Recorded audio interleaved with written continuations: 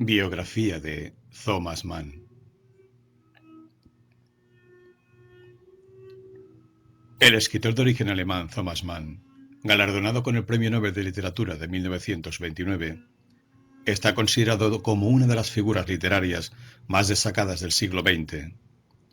En su obra narrativa, protagonizada por personajes sumidos en profundos conflictos espirituales, utilizó profusamente la ironía y el análisis psicológico. En su obra más conocida, La montaña mágica, 1924, analizó en detalle la Europa de su época. Criticó abiertamente el régimen nazi, por lo que en 1936 perdió la ciudadanía alemana. Biografía. Thomas Mann, 1875-1955, novelista y crítico alemán, una de las figuras más importantes de la literatura alemana de la primera mitad del siglo XX. Sus novelas exploran la relación entre el artista y el burgués, o entre la vida contemplativa y la de acción. Hijo de una acaudalada familia de comerciantes, nació en Lübeck, Alemania, en 1875. Tras estudiar en un instituto de dicha ciudad, marchó con su familia a Múnich, en cuya universidad, preparándose para ser periodista, estudió historia, economía, historia del arte y literatura. Mann, hermano menor del novelista y dramaturgo Heinrich Mann, nació en una antigua familia de comerciantes en Lübeck, el 6 de junio de 1875. Después de la muerte de su padre, la familia se trasladó a Múnich, donde Thomas frecuentó los círculos culturales y artísticos. Fue miembro del comité de dirección de la revista satírica Simplicissimus, antes de dedicarse a la escritura como profesión. Su pensamiento estuvo marcado por las influencias de Arthur Schopenhauer, Richard Wagner y Friedrich Nietzsche, hasta tal punto que, en uno de sus últimos libros, Ensayos de 3 décadas, 1947, analiza sus propios escritos literarios rastreando las influencias de esos pensadores y de otros artistas. Comenzó su carrera como escritor escribiendo para Simplicissimus. La primera historia de Mann, El pequeño señor Friedemann, del kleinen Herr Friedemann, se publicó en 1898. Vivió en Múnich de 1891 hasta 1933, con excepción de un año que pasó en Palestrina, Italia, con su hermano mayor. El también novelista Heinrich, allí empezó la redacción de su primera gran obra, la novela Los Buddenbrook, descripción de la decadencia de una familia burguesa. En esta etapa inicial de su obra centró la atención en la conflictiva relación entre el arte y la vida, que abordó en Tonio Krüger, Tristán y la muerte en Venecia, y culminaría posteriormente con Dr. Faustus. En La muerte en Venecia describe las vivencias de un escritor en una Venecia asolada por el cólera. Dicha obra supone la culminación de las ideas estéticas del autor, que elaboró una peculiar psicología del artista. En 1905 contrajo matrimonio con Katia Prinzheim, hija de una prominente familia de intelectuales de origen judío. Los Mann tuvieron 6 hijos: Erika, Klaus, Golo, Mónica, Elizabeth y Michael, todos los cuales llegarían a convertirse en figuras artísticas por derecho propio. Al estallar la Primera Guerra Mundial, Mann defendió el nacionalismo alemán. Al final de la contienda, sin embargo, su ideología evolucionó y se convirtió en ferviente defensor de los valores democráticos. Testimonio de esta evolución es la novela La montaña mágica, que transcurre en un sanatorio para tuberculosos y constituye una transposición novelada de los debates políticos y filosóficos de la época. En 1929 le fue otorgado el Premio Nobel de Literatura. Las novelas de Mann se caracterizan por una reproducción precisa de los detalles de la vida moderna y antigua, por un profundo y sutil análisis intelectual de las ideas y los personajes, por un punto de vista distanciado e irónico, combinado con un profundo sentido trágico. Sus héroes son con frecuencia personajes burgueses que sobrellevan un conflicto espiritual. Mann exploró también en la psicología del artista creativo.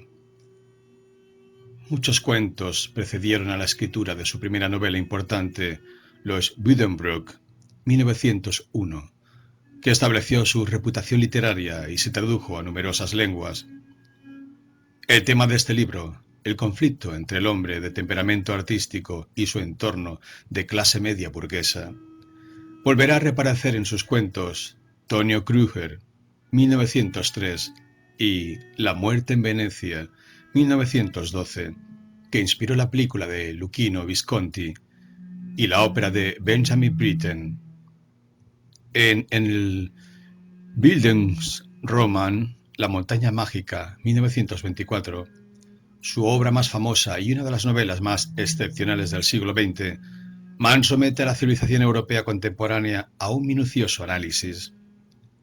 Entre sus obras posteriores se encuentran los cuentos Desorden y dolor precoz, 1925, sobre el amor paterno, y Mario y el mago, 1930, en el que señala los peligros de la dictadura fascista y la cobardía intelectual. La serie de 4 novelas basada en la historia bíblica de José y sus hermanos, 1934-1944, y las novelas Doctor Faustus, 1947, El elegido, 1951, y Confesiones del estafador Félix Krull, 1954. El escritor español Francisco Ayala tradujo algunas de sus obras durante su exilio en Buenos Aires. Mann fue también un notable crítico literario. Entre sus escritos críticos se encuentra Consideraciones de un apolítico, 1918, un ensayo autobiográfico en el que llega a la conclusión de que un artista debe estar integrado en la sociedad. Su propio compromiso le llevó a la pérdida de la nacionalidad alemana en 1936, a pesar de que había recibido en 1929 el Premio Nobel de Literatura y que se exilió de Alemania en 1933 después de la llegada al poder de Adolf Hitler. Mann se refugió primero en Suiza y después en los Estados Unidos, 1938, de donde se hizo ciudadano en 1944. En 1953 se estableció cerca de Zúrich, Suiza, donde murió el 12 de agosto de 1955. Fue padre del autor Klaus Mann y de la escritora y actriz Erika Mann. Exilio. Con la llegada de Hitler al poder en 1933, se exilió en Suiza hasta 1938, año en que se trasladó a Estados Unidos, donde fijó su residencia durante la Segunda Guerra Mundial. Sus obras de esta época están repletas de alusiones bíblicas y mitológicas. En la tetralogía José y sus hermanos reinterpretó la historia bíblica para indagar en los orígenes de la cultura occidental. Y en Doctor Faustus, que presenta la historia de un músico que vende su alma al diablo, trató de establecer las causas psicológicas que hicieron posible el nazismo. En Confesiones de Félix Krull, su última novela, recuperó la ironía acerca de la naturaleza del ser humano, que había caracterizado muchas de sus obras precedentes. Murió en Zúrich en 1955. Obra. Mann fue laureado por el Premio Nobel principalmente en reconocimiento a la inmensa popularidad que cosechó tras la publicación de Los Buddenbrook, 1901, La montaña mágica del Zauberger, 1924, así como por sus numerosos relatos breves. De hecho, en el acto de entrega solo se citó expresamente la primera de estas obras. Basada en la propia familia de Mann, la novela Los Buddenbrook, en algunos de cuyos pasajes el autor utiliza el llamado bajo alemán, hablado en el norte del país, narra el declive de una familia de comerciantes de Lübeck a lo largo de 3 generaciones. La montaña mágica del Zauberberg, 1924, por su parte, cuenta la historia de un estudiante de ingeniería que planea visitar a un primo enfermo en un sanatorio suizo con objeto de hacerle compañía por espacio de 3 semanas, que finalmente se transforman en 7 años. Durante este tiempo, el protagonista, Hans Castorp, pondrá en oposición a la medicina y su particular punto de vista sobre la fisiología humana. Se enamorará y trabará relación con multitud de interesantes personajes, cada uno con su particular forma de ser e ideología política. A través de todo ello, Mann hace repaso de la civilización europea contemporánea. Novelas posteriores. Carlotta Weimar, 1939, en la cual Mann regresa al mundo retratado por Goethe en Las aventuras del joven Werther, 1774. En Doctor Faustus, 1947, el autor toma como referentes la antigua leyenda alemana de Fausto, así como sus distintas versiones, Christopher Marlowe, Goethe, además de varios elementos de las vidas y obra de Nietzsche, Beethoven y Arnold Schoenberg. La novela narra la historia del compositor Adrian Leverkühn, quien pacta con el diablo para alcanzar la gloria artística. En esta novela, Mann, como hemos visto, a través de la trágica figura de su protagonista, traza un depurado diseño de la corrupción de la cultura alemana de su tiempo, que acabaría desembocando en los horrores de la Segunda Guerra Mundial. Otra novela importante es Las confesiones del estafador Felix Krull, 1954, que quedó inconclusa a la muerte del escritor. También obra fundamental es la mencionada tetralogía José y sus hermanos, Joseph und seine Brüder, 1933-1942, una imaginativa versión de la historia bíblica de José, relatada en los capítulos 37 a 50 del libro del Génesis. El primer volumen cuenta el establecimiento de la familia de Jacob, el padre de José. El segundo relata la vida del joven José, que aún no ha recibido los grandes dotes que le esperan, y su enemistad con sus 10 hermanos, los cuales acaban traicionándolo y vendiéndolo como esclavo a Egipto.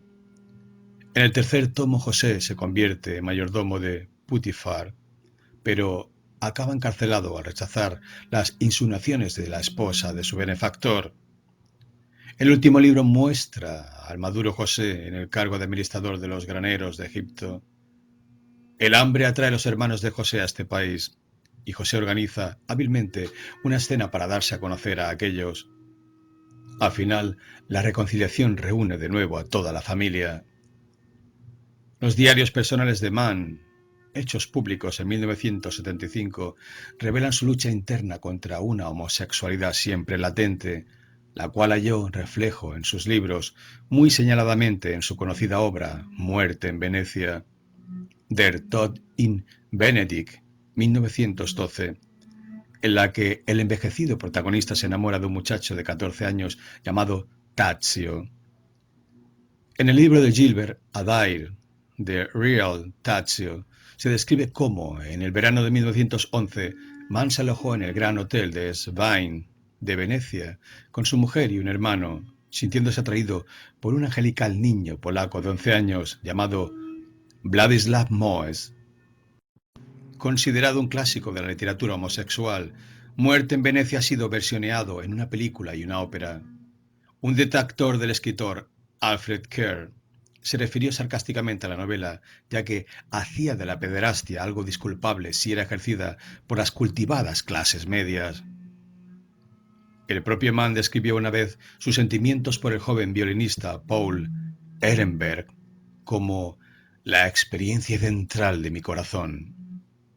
Sin embargo, como muchos otros homosexuales de su época, Mann eligió casarse y tener familia. Sus obras también presentan otros temas sexuales, como el incesto, en la obra El Santo Pecador. La influencia de Nietzsche en Mann es fácilmente detectable a lo largo de toda su obra, especialmente en lo referente a las ideas de Nietzsche sobre la decadencia y las relaciones entre enfermedad y creatividad. Las dos primeras contribuirían a remediar la osificación a que había llegado la tradicional civilización de Occidente, De esta manera, la superación a que alude Mann en la introducción de la montaña mágica y la apertura a un mundo nuevo de posibilidades que se abren ante su protagonista, el joven Hans Castorp, se producen en un contexto, en efecto, de enfermedad, como es un sanatorio de montaña. En La muerte en Venecia, por otra parte, asistimos al simbólico encuentro entre la belleza y la resistencia al natural declive de la edad, la decadencia, ambas personificadas en la figura de Gustav von Aschenbach, personaje que actúa al mismo tiempo como metáfora del ideal de pureza del régimen nazi, recordando a la vez la crítica de Nietzsche del ascetismo tradicional negador de la vida. Mann valoraba igualmente las aportaciones de otras culturas. Adaptó, por ejemplo, una antigua fábula india a una de sus obras, Las cabezas trastocadas. Su trabajo es el registro de una conciencia vitalista abierta a múltiples posibilidades, es decir, que expone muy bien las tensiones inherentes a la más o menos fructífera contemplación de dichas posibilidades. Él mismo lo resumió del siguiente modo con motivo de la concesión del Premio Nobel. El valor y la significación de mi trabajo han de dejarse al juicio de la historia. Para mí no tienen otro sentido que una vida conducida conscientemente, es decir, concienzudamente. Tomada en conjunto, la carrera de Mann es un ejemplo notable de la pubertad reiterada que Goethe pensó característica del hombre de genio. Tanto en estilo como en pensamiento, experimentó mucho más atrevidamente de lo que comúnmente se supone. Con los Buddenbrook asistimos a una de las últimas novelas al viejo estilo, un paciente detallista diseño de las fortunas e infortunios de una familia. Henry Hatfield en Thomas Mann, 1962.